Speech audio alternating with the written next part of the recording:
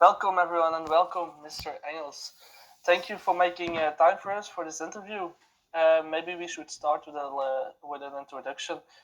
Perhaps it's the best if you introduce yourself a little bit. Yeah, sure, if you wish to. So first, thank you very much for the invitation. My name is David Engels. I'm a Belgian historian who started his career as an ancient historian and who worked for 10 years at the University of Brussels after studies essentially in Germany. And now for nearly 5 years by now, I have moved to Poland, where I'm currently living here in Warsaw. And am working more and more, not as an ancient historian, but let's rather say as a critical commentator upon political events and thinking a lot about cultural history, compared civilizational analysis, that kind of thing. Okay, thank you. So I will start with the first question. One of the most famous books you wrote is On the Way to the Empire, in which you compare the situation in the European Union with the Roman Empire. How are the current political crises, like the COVID crisis, the war in Ukraine, migration crisis, comparable with what happened at the decline of the Roman Republic? Yeah, well, thank you very much for that question. So you are alluding to this book that made a little bit my so my entry into the more public sphere of reception. As before, as I said, I was essentially working as an ancient historian, quite specialized in different fields like Roman religion, like the Seleucid Empire, that kind of thing that was not necessarily very, let's say, interesting to the general public. And that book, which has also been published, as I think you may know, also in a Dutch translation since a couple of years, tried to show, on that book, I tried to show how the late Roman Republic, so not the late Roman Empire, but the late Roman Republic, first century BC, is characterized by quite a number of traits that seem very similar to what the modern Western world is going through. Things like, for example, demographic decline, like mass migration, like the decline of traditional religion, like multiculturalism, like globalization, like technocracy, like asymmetrical wars, like populism, like terrorism, and so forth, are not really just typical for our period today, but is also typical for the first century. So there are many quite similar characteristics between both periods, sometimes really astonishing one.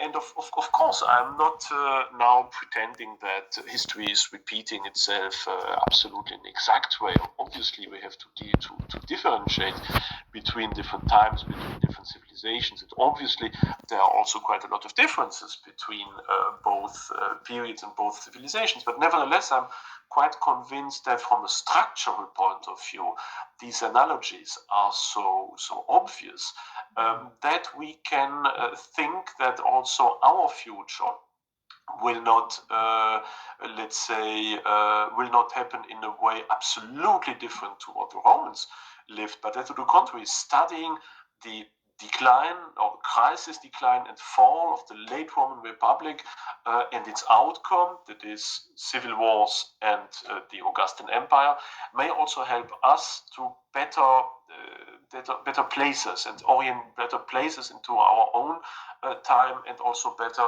how to say, perhaps understand even where things may very probably be heading. Now, of course, I wouldn't like to pretend that every single event happening in 2022 or 2023 finds its exact parallel from the first century BC. It was, of course, quite preposterous because we're speaking about very general analogies. But still, even if we, I'm convinced that even if we look at even single events, at least we can see them as symptoms of certain trends, certain tendencies that are also characteristic for the late Roman Republic. And so you alluded to things like the COVID crisis, like the war in Ukraine, like migration crisis. Yes, in a different degree, indeed, they are quite telling and quite revealing for things also happening in the late Roman Republic. Migration crisis, that is obvious, because the first century BC was characterized by a mass migration towards Rome. Many people only think when they hear about parallels between the West and the Roman Empire, somehow about the late Roman Empire, between the migration of peoples and the end of the civilized Roman world and so forth. I wouldn't allude, or I wouldn't point to this analogy. I rather refer to this much more similar slow migration and immigration process that happened during the first century BC, where we do not see the entry of politically organized groups of people into an empire and an introduction or intrusion of groups that is happening in obviously a very military and very violent way. No, the first century we have this very individual, very slow, nevertheless very important migration of lots of people from the east of the Mediterranean, essentially from Syria, from Asia Minor, from Egypt, from Greece, and so forth. I think there's some, and also, of course, through liberated slaves of the western provinces, all these people seeking refuge, seeking employment, seeking also social support in the larger cities, especially Rome. And so Rome in one century transforms from a, let's say, ethnically quite homogeneous town into a very multicultural and cosmopolitan city. And that is, of course, also greeted by many, or let's say, many Romans react to that event a very skeptical way. So there are even laws on expulsing strangers from the city of Rome. There's quite a lot also of xenophobic reactions to all that in the first century. So that is obviously something we can relate to, this migration and mass migration process, this transformation of homogeneous into multicultural societies with the emergence the emergence of on one hand, of a cosmopolitan, inclusive narrative, and on the other hand, with let's say, more right-wing, identitary, exclusive narration. That is something we see very obviously in the first century. Now, of course, COVID crisis is something that is now very difficult to just point as a single event, but I see in the COVID crisis essentially one of the numerous repetitions of all the time the same scenario we see very often in the West. That is, there is a crisis, sometimes alleged crisis, sometimes a true crisis, and that essentially enables political elites to declare some form of state of emergency and pushing forward their own political aims. The COVID crisis was obviously something like that. Many of the let's say, ideas of social engineering, of political engineering, of introduction of, let's say, Chinese-style social credit system, all that kind of measures people are talking about for years and years, and where we see that essentially, of course, the political left is toying with these ideas, of course, from their own point of view, and pretendedly in order to defend freedom, liberty, democracy, and that kind of values. These measures, in many respects, are already in the drawers, and they are just seeking for some outer events that could help them continuing massively their project of social reform. And that, of course, is also very strongly related to the general ambience of the first century BC, whereas Rome had been quite a stable political society for at least 2, if not 3 centuries. During the first century BC, we see a perpetual succession of crisis, of constitutional crisis, where obviously the state considers, or the elites at least consider, that the state is in a grave inner turmoil, needs reorganization, and where all crises, inner crisis, outer crisis, wars, political crisis, whatever, grain shortages, whatever, are used to somehow reform the state, either from a leftist or from a more conservative point of view, but there's an incessant sequence of these forms of social tampering, social engineering that is happening in the first century, that ultimately leads, of course, to the deconstruction and the destabilization of the Roman Republic, and in the end to the civil wars. Now, for the war against, or the war in Ukraine, I think we want to enter the thorny question about to what degree Ukraine, Russia are really part of Western civilization, or if Russia is, as I believe, by the way, rather a different civilization. And not saying that in a derogatory way, just as a way of explaining that what is happening in Russia should not necessarily be considered as immediately an event happening from a structural point of view in the midst of Western society, but as potentially something quite different. But that being said, I see this war in Ukraine essentially as a testimony to the obvious political and military decline of the West. NATO, the US are latest since the catastrophe of Afghanistan in decline. It is obviously that there are new key players emerging. It is obvious that the Western model of state building, of society, of political governance is not attractive anymore to the rest of the world.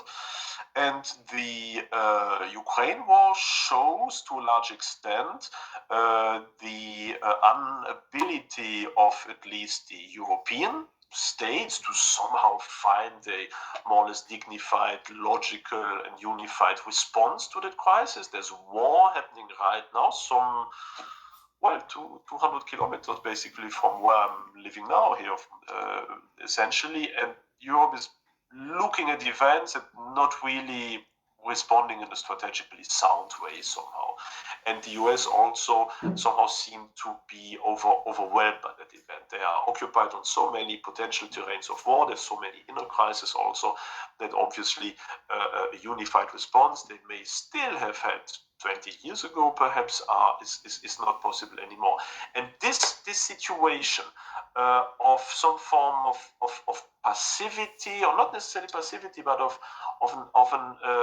a lack of a coherent and constructive projection of one's own strategic aims into the future, so being on the offensive somewhat instead of just reacting in a somewhat guarding way, that is typical also for the late Roman Republic.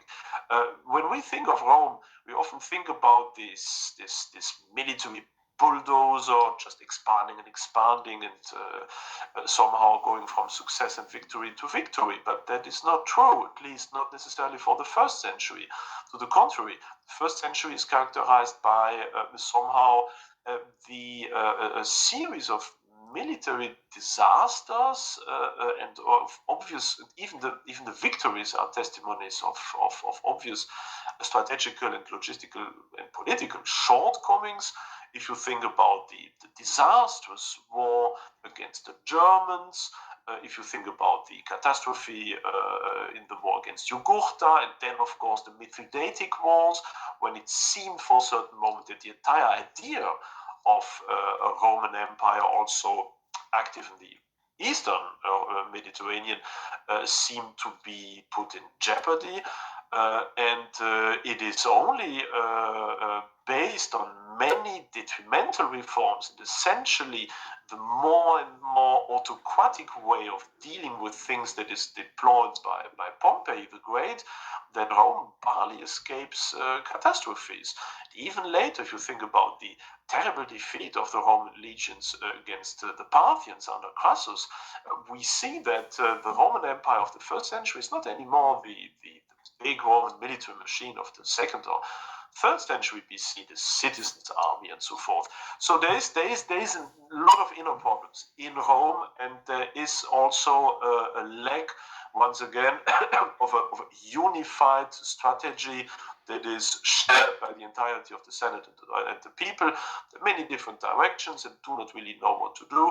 The army is not anymore as competent as it was before, and basically it's a huge mess from which only certain individuals then emerge and show that it is not anymore this senatorial oligarchical system that can somehow guarantee the unity of that empire, but rather single individuals with, of course, a trend going towards more and more Caesarian attitudes. That is basically my perhaps somewhat longish response to your first question when it comes to comparing the COVID crisis, the Ukrainian war, the migration crisis, to some of the general trends and tendencies of the late Roman Republic.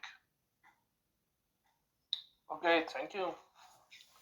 Then you predict that Europe will be getting closer to a European empire with more conservative values in the long run. Is that correct?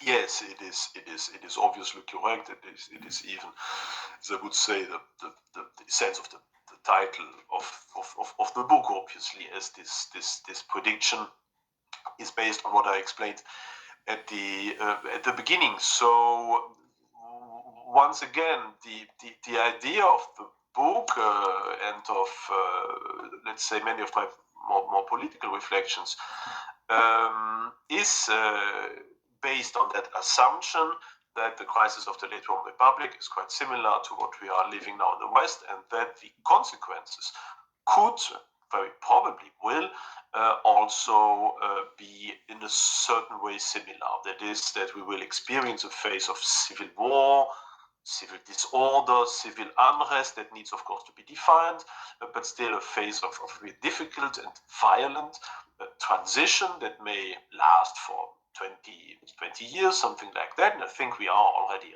right in the middle of the beginning of all that. And at the end, if these parallels function, and I fear they will, then we would have some form of Augustan reorganization of the Western world, of the European world, that would happen.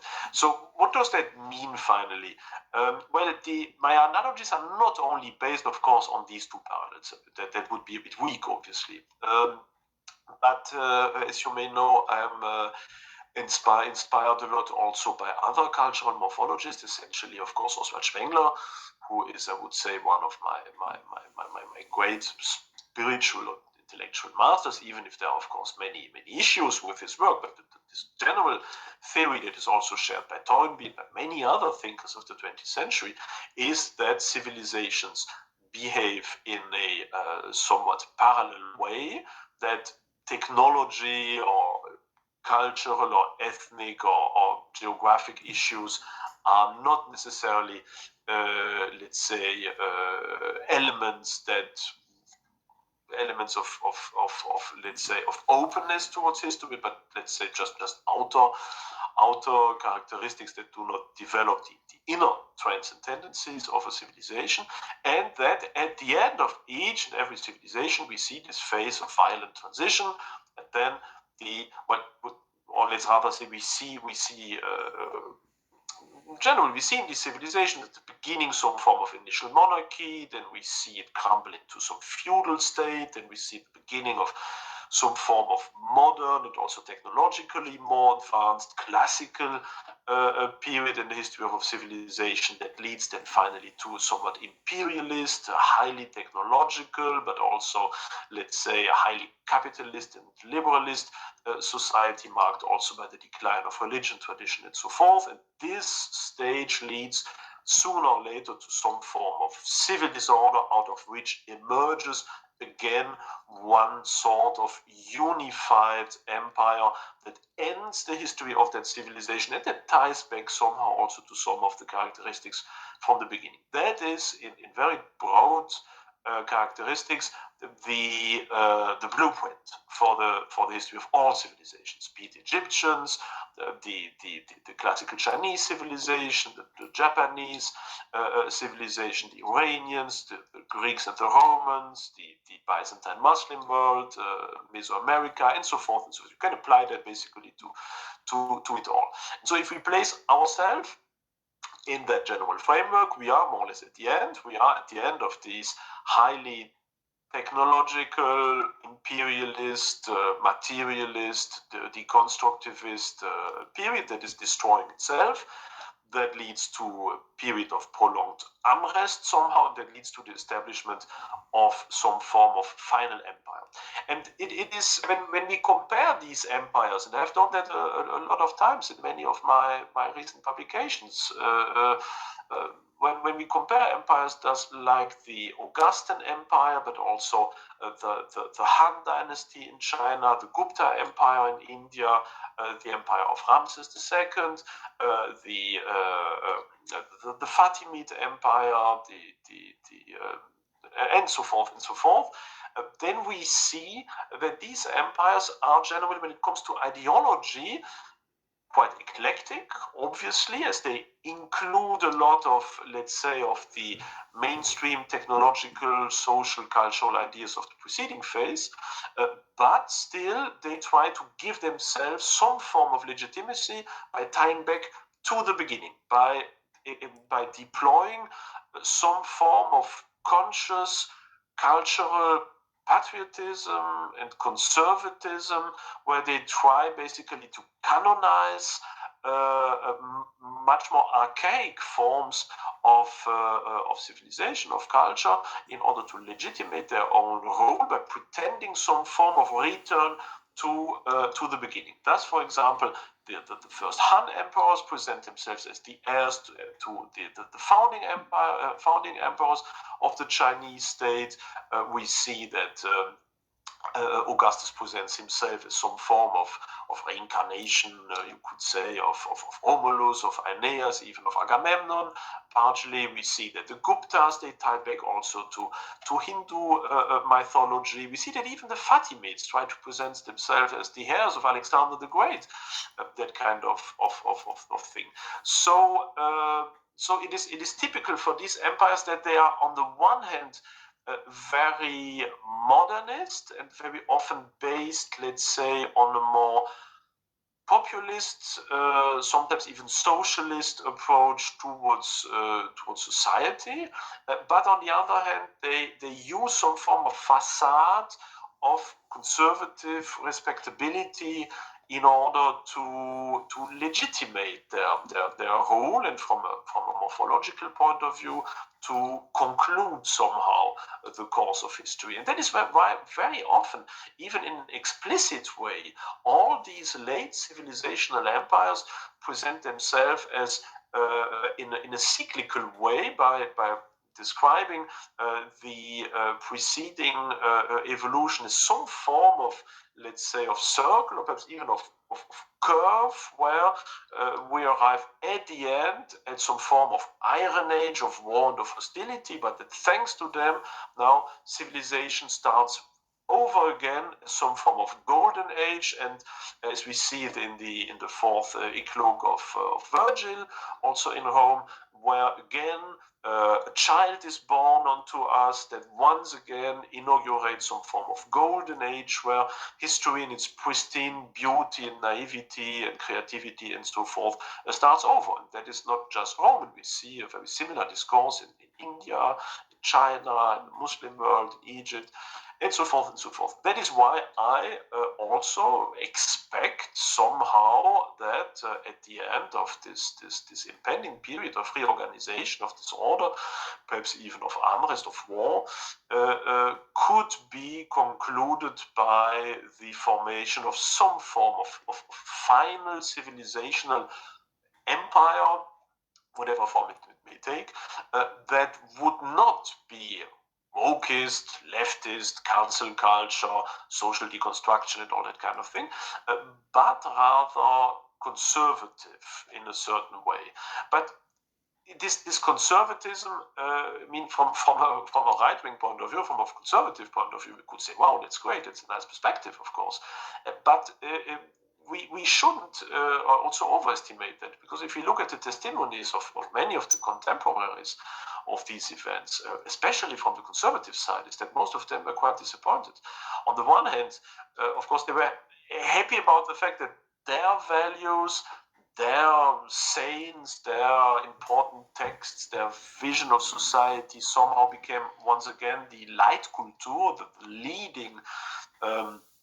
leading cultural idea of this period. And of course they welcomed it. They welcomed obviously also the stability that was at last brought again to the state. But on the other hand, they knew, of course, they felt, they saw that this stability, or this nostalgical reorganization of the state in a conservative way was essentially a facade in order to hide a system that was quite far from these initial values. It was some form of artificial reference to these old values without being really able to fill them again with a true spirit. And know that these analogies are of course very difficult sometimes, but if you look at the cultural policy of many of the conservative dictators of the 20th century, like Mussolini, like Franco, like partially Salazar, well, you see that they also endeavored somehow to create a form of mix of a modernist society that in many respects was quite left-wing, with a somewhat more conservative approach towards society, legitimacy, and so forth. Well, did people really buy the idea that once again the Roman virtues were embodied by the Italy of the Ventennio? Did people really believe that? Did they really believe that now Mussolini is the new Augustus, that the new Impero had been created, and that once again for thousands of years Rome would be one of the dominating elements of the Mediterranean? I don't think so. I think that many people may have quite a lot of doubts about that, but nevertheless probably were happy at least of not seeing Italy succumb to communism. But on the other hand, would they really have bought this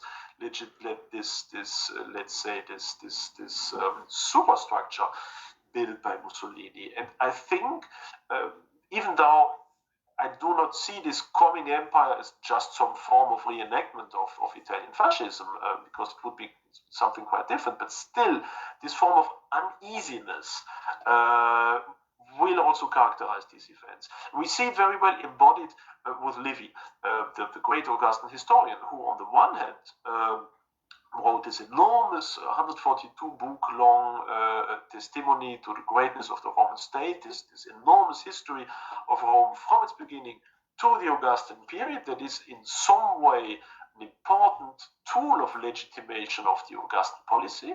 But on the other hand, already in the introduction, already on the first page, you could say, of that book, he states quite clearly that our time, so the time where he lives, that we, the Romans, are unable to support either the illnesses of the state or the cure. So the Romans are unable either to cope with these inner deficits and structural problems and moral decadence and so forth. But on the other hand, that the cure, that is the Augustan Revolution, is also something that is not supportable by Rome, especially, of course, also by the Roman conservatives. We see that, of course, in Tacitus, who later on also explains very strongly this uneasiness. So when I speak about the rise of a more conservative European empire, it is with these ideas in mind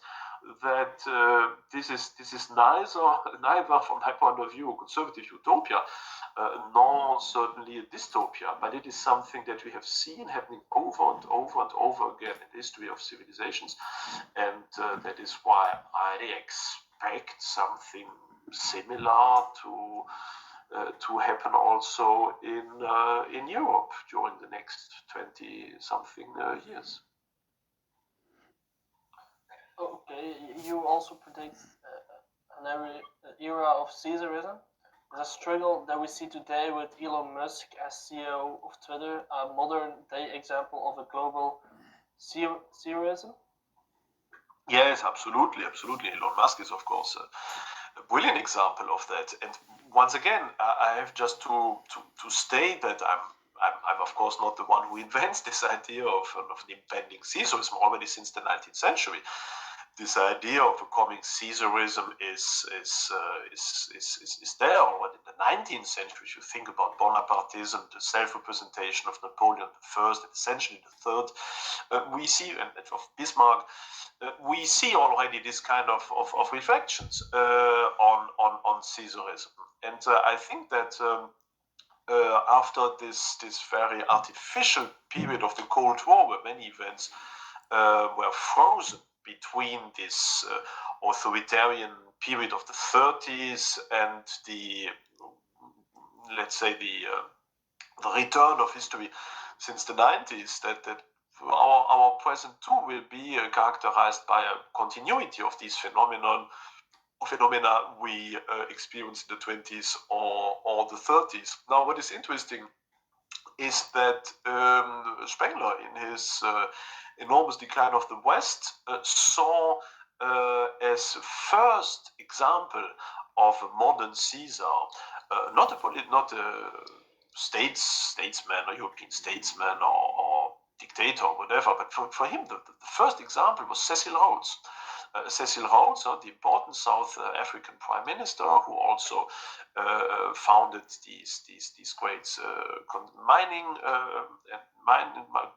gold and jewel mine companies, who conquered, let's say, thousands of kilometers of land in his endeavor to create this continuous British domination over Africa from the Cape to Cairo, and who was at the same time a businessman, a colonialist, a politician, an ideologist, and so forth. For him, that was the first Caesar. That was for him the first glimpse of what would happen later.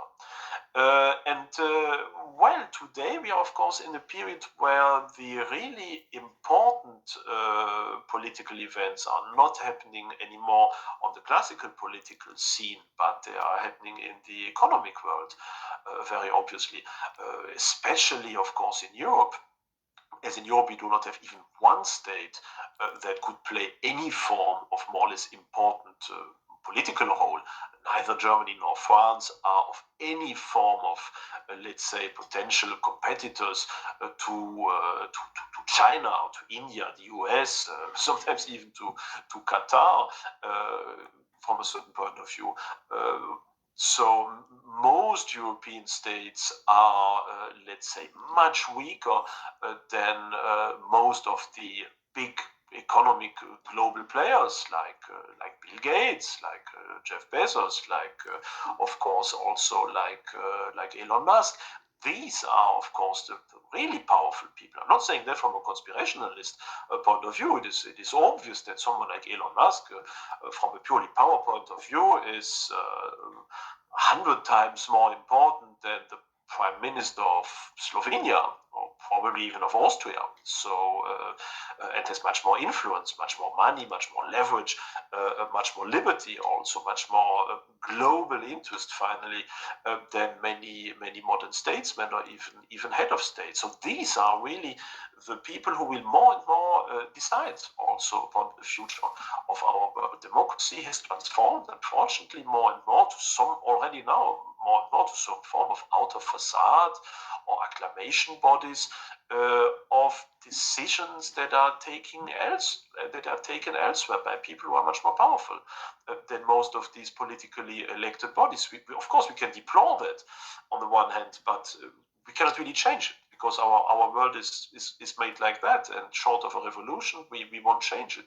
This procedure is going further and further. So the oligarchs are somehow already there. They are there to stay, and they will mark our world.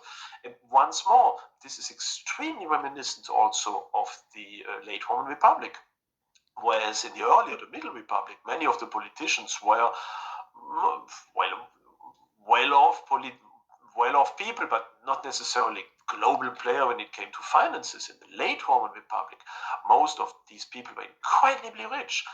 They owned large parts of the Mediterranean, you could say.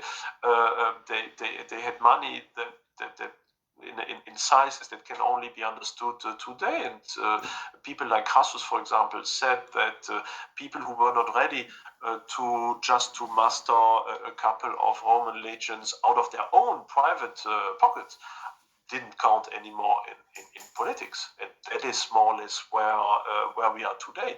We are entering a system that I have once called billionaires socialism. That is a curious combination between, on the one hand, socialism for the large masses who are more and more impoverished, as the middle class is more or less disappearing, some way already extinct. So we have these large masses that are somehow surviving thanks to already now politics of panem et circenses, bread and circuses that are fed somehow by the system, by the by social security, that are for the moment surviving with some form of very well. I'm looking for a term that is not too derogatory, but kind of bullshit jobs already. So they're doing tasks that are not really very undignified things they have to do to survive every day, that do not have any aim. They have to combine a lot of these little things, but ultimately they have no perspective either of rising socially or of doing anything that would be rewarding for them also internally. So the large masses are already now living in some form of planned economy that is increasingly reminiscent of late socialism. But on the other hand, instead of the socialist nomenclatura, now we have these billionaires who are incredibly rich and who are increasingly dominating also the political sphere, and who can buy basically their states, their politicians, their parliaments, and that are increasingly entering also some form of political rivalry. And I think that will be typical for the next years. Until now, these people defended essentially, when it comes to social politics and structure of the state and so, quite similar aims. They were not on different, they didn't have large political divides. Of course, they had some, one was leaning more to the right, the other a bit more to the left, but essentially it was all about, liberalizing the state, creating tax havens, destroying the interdict on monopolies, that kind of stuff. But now, as their number is shrinking on the one hand, and as they are becoming so incredibly powerful by now will start this game for ultimate power. That is, of course, what Caesarism is about. It is not about one Caesar, it is about the competition of Caesarist individuals who rise thanks to money, thanks to charisma, thanks to whatever, and who want it all. And that will start now, that these people will not coexist anymore as oligarchies in these final stages of civilization, extremely unstable, but they will start going into some form of rivalry. That is why also your allusion to Elon Musk is so interesting, because he is already the example of one of these oligarchs, of these Caesars, who consciously doesn't play on leftist ground like Gates, like Bezos, like many others of these big players, but he has understood that the right side of the political spectrum might be quite rewarding in order to get support. And so that is why he is playing the Republican card, the card liberty of speech, the card defense of family, whatever. If you look at some of his tweets, you really see that he tries to give himself this more conservative tinge somehow, because he understands that in the essence, he's not different from the others, but he knows that he can exploit the other political side. And that is what will happen in a growing fashion, that many of these, or some of these oligarchs will not continue to siege with the left, but they will go over to the right, not because they are people that are so convinced by conservative ideals, but because they want to use this political potential also for them in order to get an advantage over the others. And that will lead to a repoliticization of the economy. These players will once again activate, I think, many of the old political fights. They will break probably also the current leftist monopoly on speech, and we see that Musk, that is exactly what he's doing now. He's breaking up this quite one-sided monopoly, and so there will be some form of repoliticization that can lead, and that will lead, of course, to extremely violent, also dangerous event, as this radicalization will also sooner or later lead to clashes, not only political clashes, but also all sorts of clashes between these radicalized masses that are led by one or the other of these oligarchs or by their marionettes. And well, ultimately, if the parallel with the late Roman world is valid, then ultimately, sooner or later, one of them will win.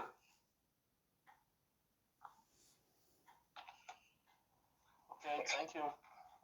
Now, after the war, the Ukraine war, do you think we would have a global unified world order, or is multipolarity inevitable? Well, there are two responses to that. On the one hand, I think that the future world will certainly not be global anymore.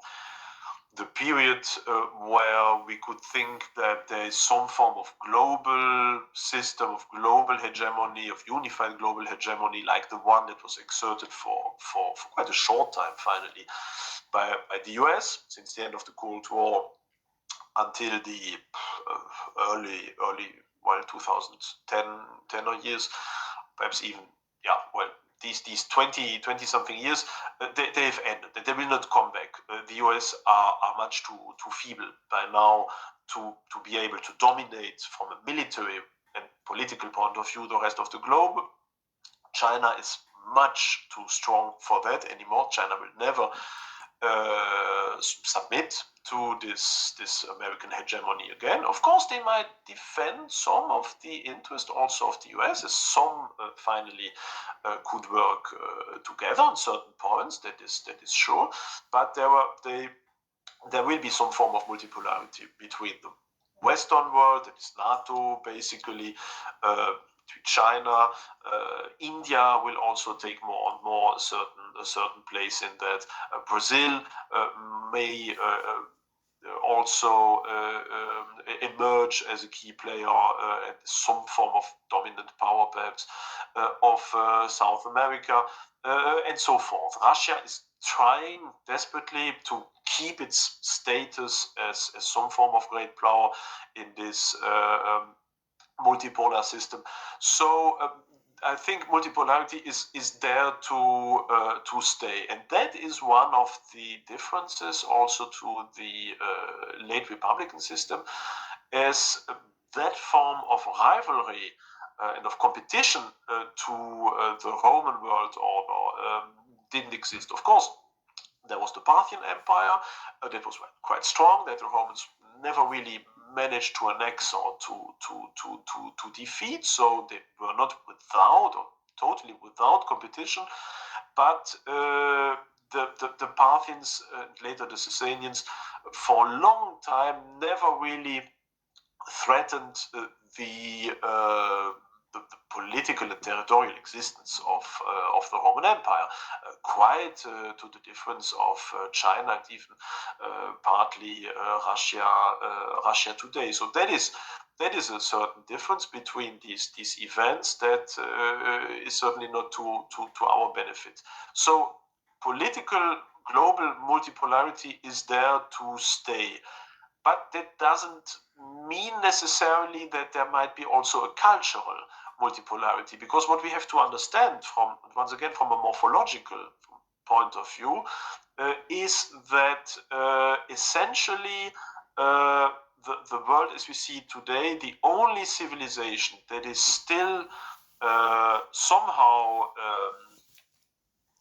able of innovation even in a very late stage, is the Western civilization. All other civilizations have had their heyday, their acme, their decline, and their petrification much earlier. Even China is a perfect example of a state of an empire that has petrified quite some time ago, exactly as the Muslim world that basically has ceased to be a major culturally creative actor already for millennium.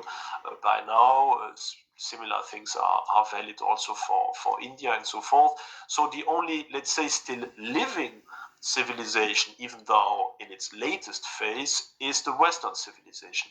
That explains why, well, the other civilization, or the rise of the other civilization, essentially of China, of course, and of Japan, is due to Western influence. It is thanks to Western technology, Western knowledge, Western machine technology, and so forth, that China has been able to rise, that Japan, a bit earlier, was also able to become a key player, also the others, but their energy somehow stems from things that are emanating still from this dying Western civilization. And essentially, if we look at the world today, it is politically multipolar, but it is culturally absolute westernized.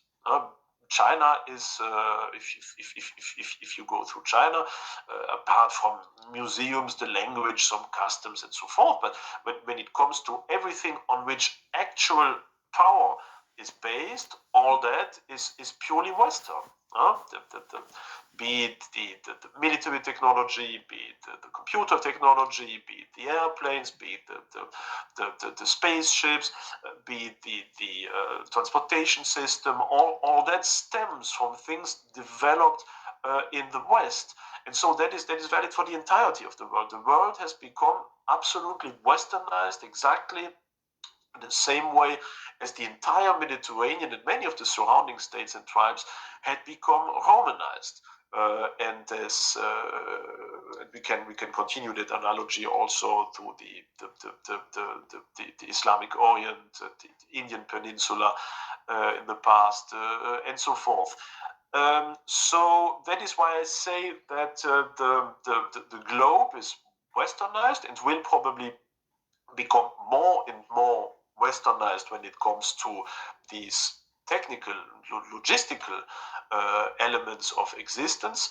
But the other civilizations will use this technology in order to gain their own place in the sun and potentially also fight and antagonize the West. So that is also a very difficult situation for us. It is a bit reminiscent now if we play with these analogies, with also some forms of competition against the Roman Empire, where we see, for example, in late antiquity, how basically the Germanic people invaded the Roman Empire and fought the Romans thanks to essentially also thanks to war techniques, thanks to military technology that was typically Roman, very often with Roman weapons, even because with their own technology they wouldn't have been able really to face the might, even the crumbling might of Rome. So that would be the perspective for our future.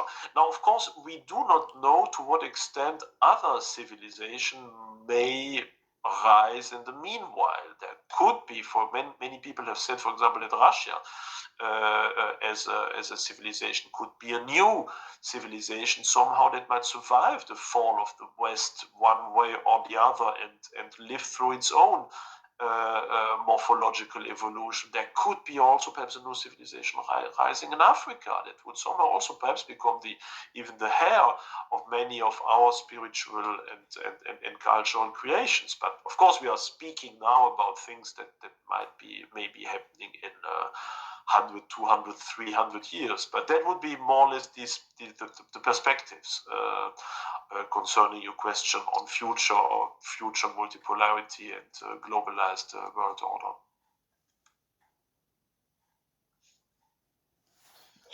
Thank you. I have one last question. How do we revive Europe in this era with VOLG and cancel culture? global big tech corporations, economical collapse. How should we rebuild Europe? Yeah, that is of course the essential question. I mean, on the one hand, if we believe in these analogies, the way towards our future is already traced. So if we believe that these things, that is civil disorder and rise of some form of pseudo-conservative, now quite modernist imperial final civilization state will happening, well, that is already the answer. So fighting against it may not have much sense if we see that in history over and over and over again the same dynamics is happening. So if we now say no, we have to fight against that, we have to once again to fight for a let's say traditional for continuation of the democratic system as we knew it in the 1980s or 1970s.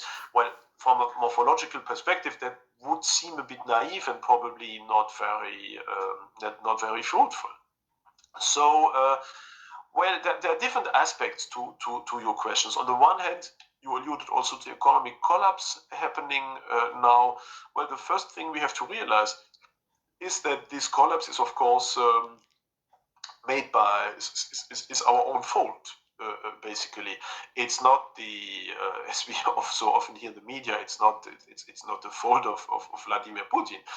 It is essentially the fault of our own governments, which for years and for years have deconstructed their own energy supplies, so that now they have become the slaves to people outside of our political region. The same is true, of course, for our economy. I mean, we have delocalized our production and our knowledge for decades and decades and decades. Basically, we have financed the rise of China. And we have of course, we have benefited from that for quite a number of decades, as the Chinese were able to produce things much cheaper than us. So we lived on that somehow, on some form of mortgage, you could say, because we somehow knew, well, for some decades we can benefit from their basically slave labor, if you want to see it like that, or their third world wages, so we can have quite a nice life by exporting or by delocalizing our production over there, knowing fully well that sooner or later that would finance and enable the rise of a super state that would sooner or later become the competitor of the West, and create a situation where suddenly the West realizes that it is unable to produce anything of any strategical value or importance, that everything has been delocalized to China, and that suddenly we are at the mercy of East Asia. So this issue is, and I say that without any form of hostility towards the Chinese. I mean, they have been for a period exploited by us. You could say they are doing what is best for their own state from their political point of view, and they are turning the table. So that is a thing that happens a lot in history. It is not because they are against us. It is somehow simply because the West has taken a lot of decisions that were extremely naive and extremely egoistic and short-sighted. And so in the end, we have maneuvered ourselves into a corner from which it is extremely difficult now to escape. And it is not the fault of the others if they have played the game that we have defined ourselves, and that in the end now turns out to be of our disadvantage. When is there still enough cultural creativity left in the Western world to, last time at least, once again create some form of technological advance, of rebuild some form of industry that would enable us in Europe to survive, to become a political and economic actor once again? Well, we can hope so. I still have some hopes left concerning that, but it will be extremely difficult. And for the moment, I do not really see an awareness in the masses even about this question. Another question, when you alluded to the big tech corporations, well, they are also here to stay. The middle class is dead. Basically, and given the world situation now, and once again given the competition by other emerging empires, I do not see how we could bring it back. If we want to survive, somehow we have to work with these oligarchs, unfortunately, as there is no peaceful way, given the situation as it is now, to go back and to build things back to the somehow to the middle of the 20th century. That would, of course, be very sympathetic if it would be possible, but I do not think so. I do not see how this can work. One of the positive elements is that I think that woke and cancel culture is self-destroying. Of course, it will annoy us for a long time. It is still the leading political ideology, but sooner or later it will not survive the economic collapse it is producing itself.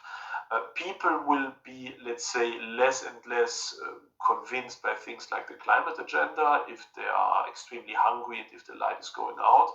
But that doesn't mean that they will turn to a liberal or even conservative agenda, but I think there will be some form of return of the classical socialist claims. That is that people are hungry, people are poor, society is unjust, things need to be redistributed, and we need some form of strong state in order to protect the people. I think that narrative that was absent in the 1990s and the early 2000s is increasingly coming back, and as I said before, it will not work in contrast to this oligarchical system, as there will always be oligarchs that will defend the masses somehow, that will pretend that they are the defender of these interests. I mean, even if you look at the late Roman Republic, most of the populist leaders from the populares were not simple people coming from the masses. These were extremely rich people, or very often belonging even to the highest strata of aristocratic society, like Claudius, for example. So there could be quite some form of marriage of convenience between socialism on the one hand and some of these oligarchs on the other. But this will not be, I think, in the long run at least, characterized by woke and cancel culture, but rather by more, let's say, traditionally left endeavors. Now, well, rebuilding Europe, I think we need to somehow to differentiate between how we would like things to be, or how we think that things should be somehow, so this normative approach, and the more realistic approach. And I think that is something that people have not yet realized, that we have to take history where it is, unfortunately, and that some ideas, even if brilliant, even if wonderful, even if they worked quite well some decades ago, are dead by now. And many of our very dear ideals, even of liberty, of freedom, of democracy, and so forth, many of these ideas are moribund. And I do not see, and unfortunately I'm really deploring that, even though many of my critics do not believe me, but I'm really deploring that event. But I think they are essentially dead. And so people often belonging to the so-called boomer generation, who think that politics is about bringing back the good old 1980s. This is absolutely naive. It is impossible. It is even counterproductive, as we can never bring history back some years. We can create cycles where we tie back to very archaic periods, that yes, but just going some years back to the past, that is something that is impossible. If we try it, we will destroy everything. That is what happened to the Roman Republic, because in the 1st century BC, many people tried to reform this Roman state over and over, back again to the good old times. Well, the definition what these good old times were quite different, but still all of that was absolutely impossible. And the more they tried, and the worse somehow it got. And so I think that in this fight between leftist utopians or left greenist utopians with their climate neutral, socially, culturally inclusive LGBT utopia, that is bound to fail through reality. It is already failing horribly now, and I think that the number of people really believing in all that is shrinking by the side.